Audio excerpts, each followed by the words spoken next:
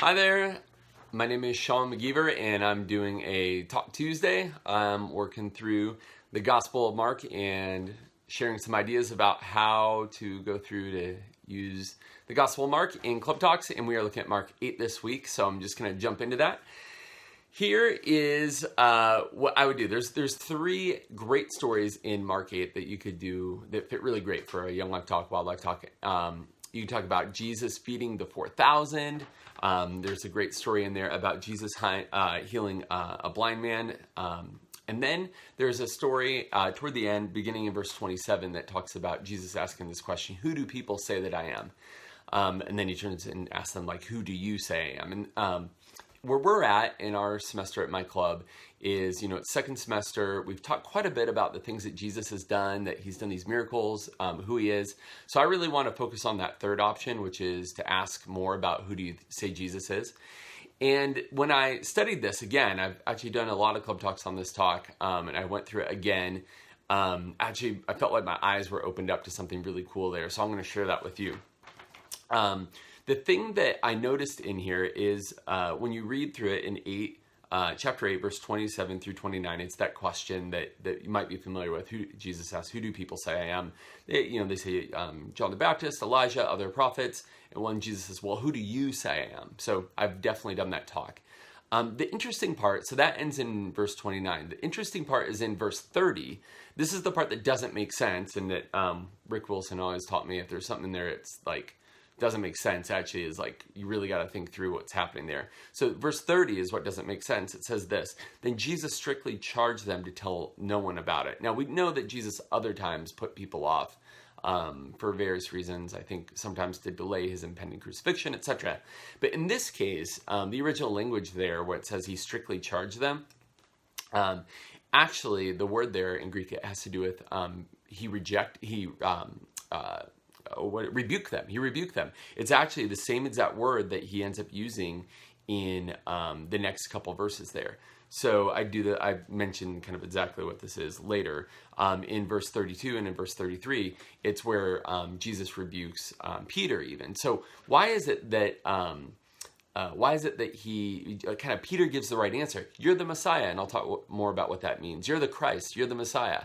It should be like ding, ding, ding. Yeah, Jesus should throw up his hands, and balloons should go up into the air in a huge celebration. You got it right. But instead, what Jesus actually does is he rebukes Peter in that moment. So the question is, why does he do that? And this is the part that I hadn't paid a lot of attention to.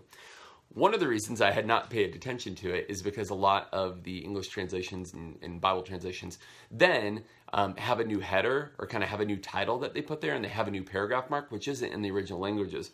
And it breaks it up. But if you're just to kind of read it without that there, what you would notice is that Jesus goes on to explain, and it says that Jesus began to teach him that the Son of Man must suffer many things, that he's going to be rejected by the elders and chief priests, and he's going to be killed, but he was going to rise again. And then as I read into it and I studied it and read other commentaries and thought about it, this is the key. This is the key. Peter had gotten the title right, that he calls Jesus the Christ, but he had made Jesus, and he expected a different kind of Christ, a different kind of Messiah, really a different kind of God than what Jesus was actually about ready to do. And so this is actually really powerful. I think this actually hits home for a lot of us because we go, wait, okay, maybe I signed up for kind of what people talked about with God, but it didn't actually. Things got more difficult. I started suffering. I was rejected. I wanted to experience eternal life, but just things were kind of crummy, death, all sorts of things around me. I hate this. Well, that's the thing that Jesus is saying, which is, Peter, you're expecting a Messiah, a king, a ruler, a Christ that's different. And so he actually rebukes him there. So anyway, I'm going to come back in a second about how to pull that into a club talk. But the basic structure of this talk really works well with Jesus's questions. Who do people say I am? And then who do you say I am? And I have it broken down there about the way to do that. And when we point the question back to who do you say I am, I always love to kind of do it the way that Jesus says. Who does like everyone say? So a great thing with maybe a high school student, who do people at your school, who do people at Pinnacle High School say that Jesus is? Then maybe get a little bit more narrow. What about like your friend group, like the people that you hang out with at lunch? Who would they say that Jesus is? Then maybe a little bit closer, who does your family, like who do they say Jesus is? And then to you. So kind of that wide funnel that comes down, just like Jesus does, to like, who do you say Jesus is? I think that's a great way to do it. A couple main points and details, and then I'll give you an illustration or two. A main point. Here's a main point. Jesus wants you to know who he is. Who do you say Jesus is? So just make Jesus' main point your main point. Love it. Super simple, very profound, important. Don't answer it for them. Let them decide and respond. Maybe they can text that to you later that night, whatever it is. Another main point, this would be maybe starting more with what people experience. Have you suffered? Have you been rejected? Have you ever feared death, or maybe the death of loved ones? Jesus is the long-awaited King, God, ruler, Messiah, Christ that you have been longing for, because he understands what it means to be rejected. He understands what it means to be to suffer, and also to have to experience like how terrible being around death is like. But he also gives hope of resurrection. So anyway, what does this show us about Jesus? He's the real Messiah, Christ, King, God. Also, he didn't take the path of domination, but he took the path actually of suffering. Another thing that this tells us about Jesus is that Jesus was rejected by people who didn't understand that suffering and resurrection is the full way to life. I mean, if you notice here, it's pretty intense. Peter actually rejects and rebukes Peter because he had a misunderstanding about really the true nature of what God is like that we find in the life of Jesus because of what he went through. What does this tell us about our life? This tells us that we're all tempted to kind of make God in our own image, in our own like preconceived idea of what we think God is like. It's okay. It's not a bad thing. It's a starting place, but that's what we all do, is we kind of think, I already know what God is like. I want him to fit this mold. And in reality, what often happens is God's in kind of this mold over here. And so anyway, another thing that has to do with our life is our response really, really matters. A couple technical details, and then I'll give you an illustration, and then I'll be out. One is in verse 28, it talks about, some people said that you're John the Baptist, others say you're Elijah, others people say you're a prophet.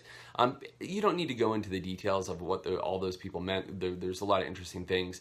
Really, these are just important people that God used, but they're still just people. So putting Jesus in the category as just a normal human is not who Jesus is. He is human, but he's also God.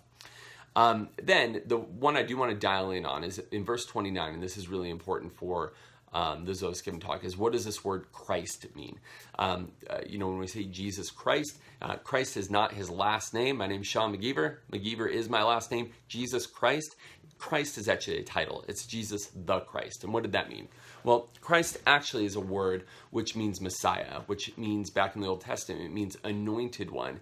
And it would have meant that he was the long-awaited coming king in the line of David that they expected to be the ruler and reestablisher of God's kingdom here on earth. Essentially, God in a bod, that he would really set up his kingdom through this person. Now, they didn't have it worked out exactly how we do in knowing about who Jesus is exactly, but this is what it means.